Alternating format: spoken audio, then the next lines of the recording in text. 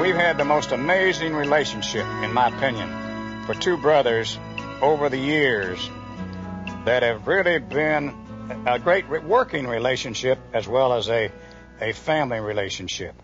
It's very, very unusual, the relationship that we've had, and I think the respect that we've always had for one another. Disagree, yes, both of us at times. And you win some and you lose some.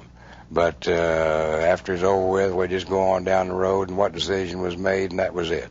It's been very rewarding, and to look back, we're talking somewhere in the neighborhood of 40-some years now in close business. Both of us didn't have any money. I borrowed most of mine and finally got it. Some of it paid out when we left Newport. So it's quite a story, but we relied on each other. You always, to me, seemed like a balance wheel. I wanted to gamble to a greater degree always than maybe you were ready to do. And I would listen to you. We'd argue a little bit, maybe.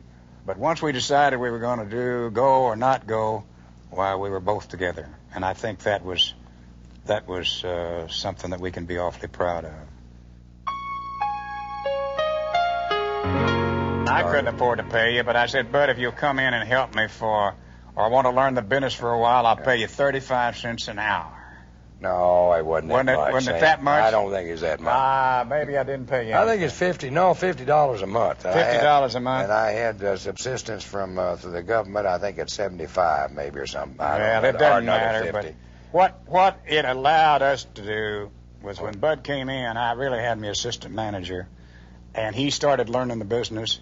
And, of course, the things that we know are important today were applied in that first Newport store, Bud, you remember? Oh. We worked our heads off. We tried to take care of our customers as best we could. But it allowed me to get involved in the Chamber of Commerce and get involved in the Industrial Committee. It was a great place to start. But anyway, we had a great relationship and a great start there for our partnership. And then you went your way and bought that $47,000 store in Versailles, Missouri. Volume, not profit. And Helen and I went ahead with Newport. And the story, I think, is pretty well known at Newport. We, I've been terrible about setting goals all my life and trying to get there. And one of my goals, as you well know, was to make that the best store in Arkansas. That's right. And we got there before we left town. We became the biggest store, the most profitable Ben Franklin store in the state of Arkansas. I don't really understand quite how we succeeded. One of the real lessons, I guess, Bud, is that neither one of us knew the business. True. And we knew so little about the variety store business that we had to take the book that was written by Ben Franklin and apply the principles and apply the controls and the merchandising programs that they outlined for us. But, of course, knowing you and knowing myself a little bit, we added on, didn't we? That's exactly right. But we were mavericks even then, and we started doing strange things like cranking up ice cream machines on the sidewalk on Saturday night, running popcorn on the other end of the sidewalk, hawking anything we could hawk on that looked like it might have a chance to sell wherever. It made an easy life, actually. We worked hard. That's right. But it gave us a vehicle to ride on. That's right, exactly. Without having to buy merchandise, ourselves all the time, or distribution centers, not having to do the thing we'd had to do when we built Walmart. Helen and I left Newport. We lost our lease, left Newport. Bud was situated in Versailles, doing great. Never did get around to hiring him a manager and going fishing all the time, but he did do his share of fishing. Then we came to Bentonville, and that eventful date, May the 9th, 1950. 50. And, Bud, you thought you bought a big store. The store in Bentonville that we bought, you remember you came down and looked at the location, looked at the town. There were 3 little old variety stores here. You shook your head. We stood over there on the corner by where the old bank was, counted traffic. There wasn't hardly anybody on the sidewalk.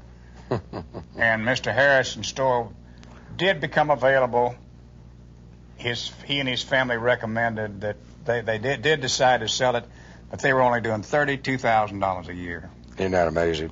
And we've been running that Newport store up and got it up to 225, and we come up here just because of, well, you know why we came. It was the area that attracted us. That's what we started with in Bentonville. The chain store bug had already bitten me. Right. And it wasn't long. As soon as I could afford it all, I started casting around for another location. And where was that? Fayetteville on the square? It was that little 18-foot store. Shotgun, 1952? 1952. We got the store at Fayetteville started, didn't we? Right. And it became very successful. So then one day I got a call from Ben Franklin, and they said, hey, we got a store in Kansas City. And you remember the story? I certainly do. And I thought, well, if I've got to go to Kansas City, I've got to get me an airplane. And I had never flown. Probably first looked at it in '53, I'd say. And this was our first venture in a shopping center. Yeah, and there were practically no shopping centers in 1953. That's true. That's exactly right. And this was something entirely new and different, and everybody was skittish of it. Yeah, no one else wanted the franchise, That's really. Right. Another one of those situations. Right. And Bud said, well, I'll take half of it. I think I can put enough money together to get half of it. I said, well, if you can, I'll try to do my part. And we'll go up there and we'll just take another gamble. Sure right, and it was a gamble. It was out 20 miles from the Kansas city limits.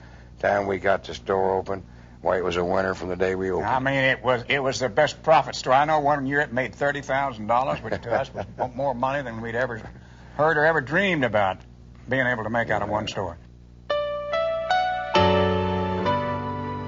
Bud, the bottom line is that we developed the formula of how important our hourly associates are for our company.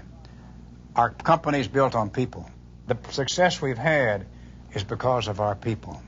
And I believe that. You believed it from the beginning. All of our associates believe it. We've made partners out of our folks rather than employees.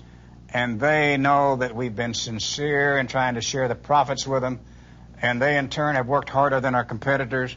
We've kept our prices lower than our competitors' prices. We've led the nation in cost of doing business, in sales per square foot, in all the measurements you can imagine over about a 15-year period in this business that we've all put together here in Bentonville, Arkansas. And I guess we could say we've overcome a few liabilities, because who would have thought we could have done it in Bentonville? I certainly have enjoyed I have to, brother. the morning and the reminiscing, and I thank you for our partnership. Well, it's been great.